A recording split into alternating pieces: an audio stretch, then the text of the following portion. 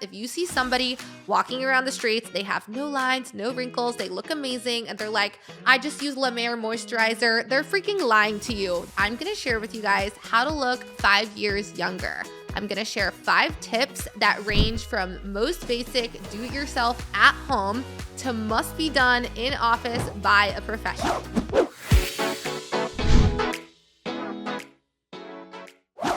Welcome to the Perfect Dose podcast. I'm your host, Dr. Kristen Herzog, board certified nurse practitioner and injection specialist.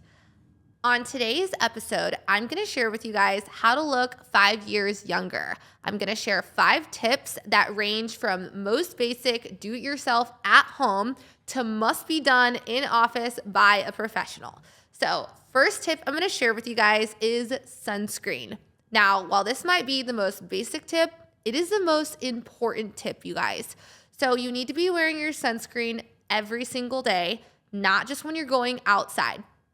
Wearing sunscreen only when you go outside would literally be like brushing your teeth only when you eat candy. Now, why is that so important? Why do I need to wear sunscreen every day, even when I'm not outside? The answer is because the sun is literally the #1 cause of aging in the face. In fact, 90% of visible aging signs on the face are due to sun exposure. And we're exposed from the sun every single day, even when we're not outside. We're exposed when we drive. We're exposed when we're reading books by the window. We're exposed way more often than you might think. Now, when wearing sunscreen, you may be thinking, well, which sunscreen should I get? How often do I need to apply it? So the answer is you should apply your sunscreen 1 time in the morning if you're not going to be sitting outside. If you're going to be outside, you need to reapply till you die, aka every 2 hours if you're going to be outside in the sun. But if you're just using it for your daily protection, 1 time after the last step in your skincare routine will be the perfect amount. Now, how much sunscreen you apply is very important. I like to remember the 2-finger rule. The 2-finger rule is literally hold up 2 fingers and measure from the tip of your index finger and the tip of your middle finger all the way down to your palm. You should put enough sunscreen to cover tip of the middle finger and tip of the index finger all the way down. So think 2 thick stripes of sunscreen. That's how much of SPF 30 or greater you need to be applying for adequate protection in your face. Now, some of you might be thinking, I'm good to go. There's sunscreen in my makeup. However, the sunscreen in your makeup is not enough. When SPF is mixed in with your foundation, you actually need a lot more than just the 2 fingers. In order for it to be the same amount as the 2 fingers of just straight SPF, you would need like a teaspoon of foundation, which is so much foundation, you guys. It would look crazy and unnatural to get adequate coverage from just your foundation. My recommendation is going to be to layer your sunscreen. Apply it first thing in the morning after you cleanse and apply your vitamin C. When you're done with your skincare serums, apply your sunscreen and then move on with your day. Now, for those of you who don't like to wear makeup and are like, sunscreen is going to be difficult, I don't want to do it, I'm not going to layer it with my foundation, the good news is you can apply a tinted sunscreen. That's what I actually choose to do. I apply a tinted sunscreen instead of foundation, so I can go about looking like I'm wearing makeup, but I'm not. So that's a really hot tip for you guys if you don't wear makeup and you still want to get in your sunscreen. The other tip I want to share about sunscreen is how to decide which kind. There's going to be mineral-based sunscreens and chemical-based sunscreens, and the difference between the two is how they are made up. So mineral-based sunscreens are made of zinc and titanium oxide, so 2 ingredients. They're going to leave your skin with more of a white, thicker residue. Now, if you get tinted, it's going to reduce the white appearance, but it still does look a little bit more like sunscreen is on your face. Versus the chemical sunscreen is going to be a lot lighter. It's going to be a lot easier to wear. It's not going to feel as heavy, but you do have to make that distinction of whether you want mineral or chemical-based sunscreen. So if you're somebody that's non-toxic, you're probably going to go for the mineral-based. If you're somebody that doesn't care, you just want lightweight and comfort, you're going to go for the chemical-based. Both of them protect you from the sun. The physical-based sunscreen or mineral-based sunscreen is going to block UV rays, while a chemical-based sunscreen is going to absorb them. Tip number 3, I am very excited to share with you guys, is tretinoin. And for those of you who don't know, Tretinoin is a prescription strength retinoid. Now, some of you might be thinking, what the heck is a retinoid? So I'm going to break it down for you. A retinoid is something that you are going to use on your skin to promote cell turnover. And what that means is you are going to get new baby skin. So think cell regeneration, new baby skin every single time I put a retinoid on my face. Now, there's different types of retinoids that you can choose from. There's going to be the prescription strength retinoid, which is tretinoin. That's going to be the most potent retinoid. That is also going to be the most hard to get because you have to go to a doctor in order to get it prescribed.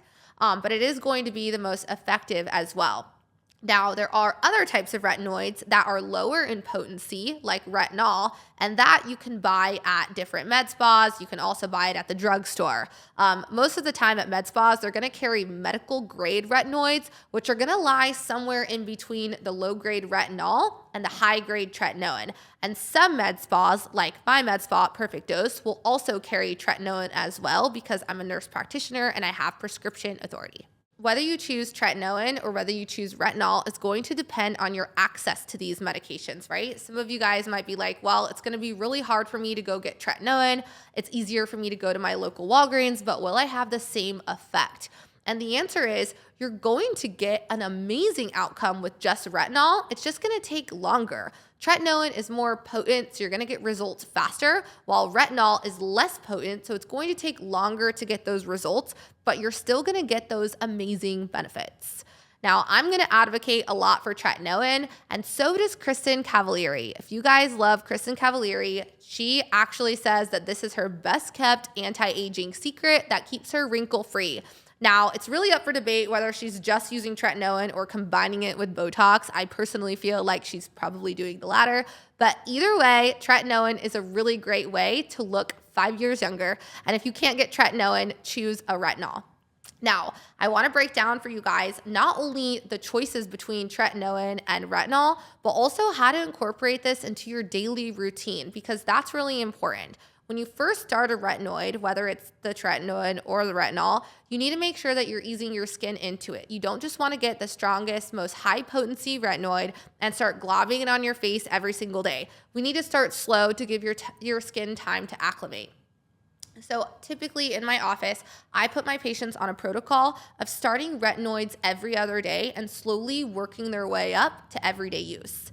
Now, it's important to note that retinoids will make you more sensitive to the sun, so you need to be wearing your sunscreen from tip number 1 above, and you need to make sure that you are also using your retinoid at night only. It is not something that you're going to be using during the day. It is going to be part of your nighttime skincare routine. Another frequently asked question when I talk about retinoids in my practice is not only about how to use them, but also what about the irritation, the dry, flaky? My skin doesn't really tolerate that. So the answer is, in order to have a great result, you're gonna need to get through the reaction. So it's normal to have dry, redness, itchy skin after a retinoid, and it really takes around 4 to 6 weeks for your skin to get used to it. Now, for those of you who are like, I'm not gonna tolerate that, I don't want to do that, there are other options. We can start you with a plant-based retinoid called bakuchiol. And bakuchiol is like a secret ingredient that nobody's talking about, but I'm sharing it with you guys today because it is something that has the same benefits as retinoid. It's just better for sensitive skin. And it's also pregnancy safe. So if you're somebody that's pregnant and you can't use retinol, or you don't want to use retinol because your skin's too sensitive, this is a really great retinoid alternative. Now, tip number 3 is RF microneedling, aka radio frequency microneedling. Now, radio frequency microneedling has actually been around for quite some time, but it didn't start becoming a buzzword until Kim Kardashian shared on Instagram and TikTok that Morpheus 8 was her favorite anti-aging treatment. Morpheus 8 is a type of radio frequency microneedling, and in fact, it is my absolute favorite. I am obsessed with Morpheus 8, you guys. If you hadn't heard about it, you've heard about it now, and I'm going to share with you the benefits and how this compares to other radio frequency microneedling devices in the market right now. So radio frequency microneedling is like microneedling, except it uses energy to help deliver more collagen deep into your skin. So when you have regular microneedling, which let's compare this to the retinol analogy that I spoke about before, high potency to low potency, you're going to have low potency microneedling, which is just like a skin pen. You go to your esthetician's office, they're going to use a skin pen to create teeny little micro injuries in your skin. Then those micro injuries are going to heal and produce new collagen. That's microneedling, which is absolutely amazing, especially if you're in your 20s or you're new to skincare. Starting with just regular microneedling is absolutely okay. It's also more cost effective. Now, radio frequency microneedling is going to be like that next level high potency. And there's two types. There's going to be monopolar radio frequency microneedling and bipolar radio frequency microneedling. The monopolar is simply radio frequency delivering energy into the skin and coming and not going back out. So this is going to be like your Vivace. So it's microneedling, but also the needles are going to be used as a delivery mechanism for the radio frequency to go into your skin. So instead of just creating injuries with the microneedle, you're going to have this heat-based energy as well. Then there's the next highest potency, which in my opinion is the best, hands down my favorite, Morpheus. And Morpheus is bipolar. And what that means is radio frequency is going to go into your skin just like the unipolar, but it's also going to come back out. So you're almost getting like a sandwich of collagen stimulation. Now, that's going to be the most aggressive treatment. There is going to be a little bit more downtime without treatment, but it's absolutely amazing. And it's the only device that's FDA approved for skin tightening. So how you choose between these different options is really going to depend on, number one, cost. If you have, a few $100 budget, you're going to have to go with microneedling. That's going to range anywhere from like $300 to $500, pending where you go for microneedling and where you live. Now, after that is that radio frequency microneedling, and that's going to be around $1,250 per treatment. So it is more of an investment. However, you are getting those skin tightening benefits. So it is the best investment that you will ever make. I highly recommend that if you can afford it and you are over the age of 30, you go towards the radio frequency microneedling because you're going to get more bang for your buck. Okay, so why is microneedling with radio frequency such a game changer for making you look 5 years younger? It's because of collagen production. So as we age, we're going to lose 1% of collagen each and every year. Microneedling with radio frequency, the studies have shown that you actually get 400% collagen stimulation after 4 treatments. So this is going to be a game changer, you guys, for stimulating collagen, tightening your skin, and making you look 5 years younger. Now I'm going to share with you guys tip number 4. Tip number 4, the secret to looking nice and young is actually Botox. Botox is the fountain of youth. And if somebody is telling you that they're not getting Botox and their forehead doesn't move, they're lying. They are getting Botox. Now, I know a lot of you guys might be thinking, well, I don't want to put a toxin in my body. And there's so many things surrounding Botox that may seem scary, but I want to break this down for you guys so you understand exactly what Botox is and that the amount injected is actually truly safe. And the key to getting Botox and looking natural is getting good Botox. So you need to find a really good, trusted provider that's going to inject you properly.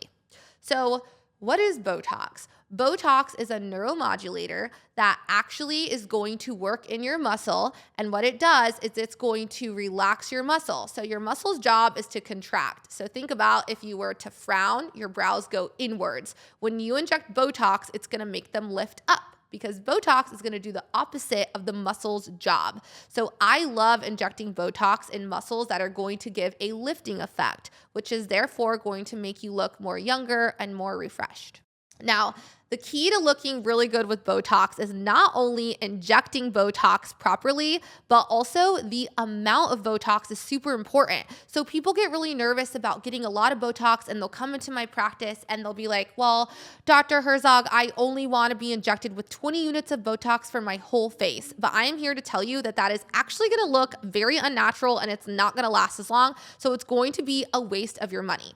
Now, when we're talking Botox, units are duration. So the more units, the longer your Botox will last. And for those of you listening that are like, well, how many units is safe? So in order for Botox to actually be unsafe, you would need 13,000 units injected at one time, which is literally impossible. The amount of Botox that we inject in one sitting typically ranges from 64 to 120, and that's when we're getting full face correction. So you can rest assured that the units that you are getting are absolutely safe. They are not toxic to your body. and that getting more units is gonna make you look more natural and give you longer lasting results.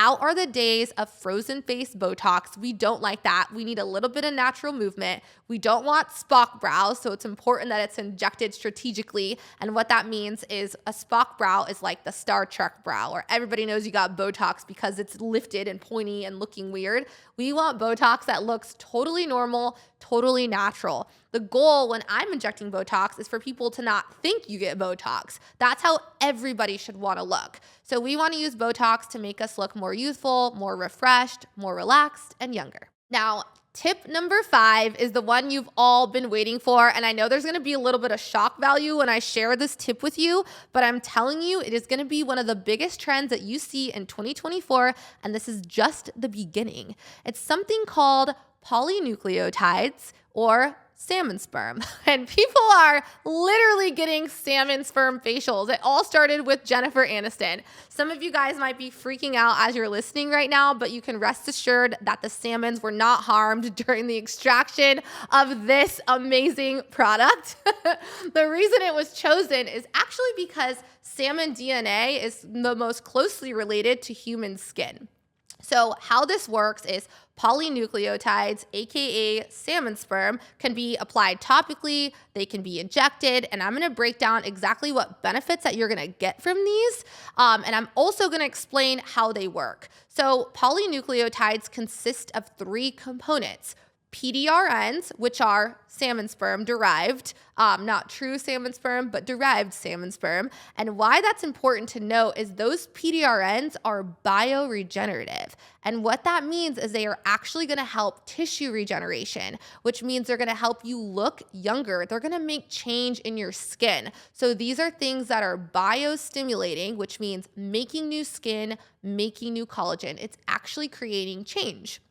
The next component of polynucleotides is hyaluronic acid. And hyaluronic acid is a natural moisturizer that's found in our body. It's also what's composed of fillers. So that's why polynucleotides are so unique and they're gonna be trending, is because of that hyaluronic acid component. You're gonna get a filler-like effect. It's gonna plump and it's gonna lift, just like filler. Now, the other really cool piece to polynucleotides and the third component that's in them is glutathione. And glutathione is a master detoxifier. It also is going to help with pigment. So if you are somebody that's like, okay, well, why should I consider this procedure? If you want to look younger, have more collagen stimulation, have new tissue regeneration, and have an improved texture and tone in your skin, polynucleotides are going to do that. And this is a really exciting time, you guys, especially as an aesthetic medicine provider, because regenerative medicine is the future. I firmly believe that we are all going to be doing treatments that are actually going to make us younger, in combination with treatments like Botox and fillers that make us look young but don't create real change in the skin. So I am really excited to share that tip with you guys. And I hope after hearing this podcast, you are all searching salmon sperm facial. Where can I get it? Because it is going to change your freaking life. So thank you guys for listening. I am wrapping up this episode today. Hopefully you got some really good takeaways with the 5 ways to look 5 years younger. You can follow me on Instagram at The Perfect Dose, or you can come see me in Scottsdale, Arizona at The Perfect Dose Med Spa. I'm Dr. Kristen Herzog. I will see you next week.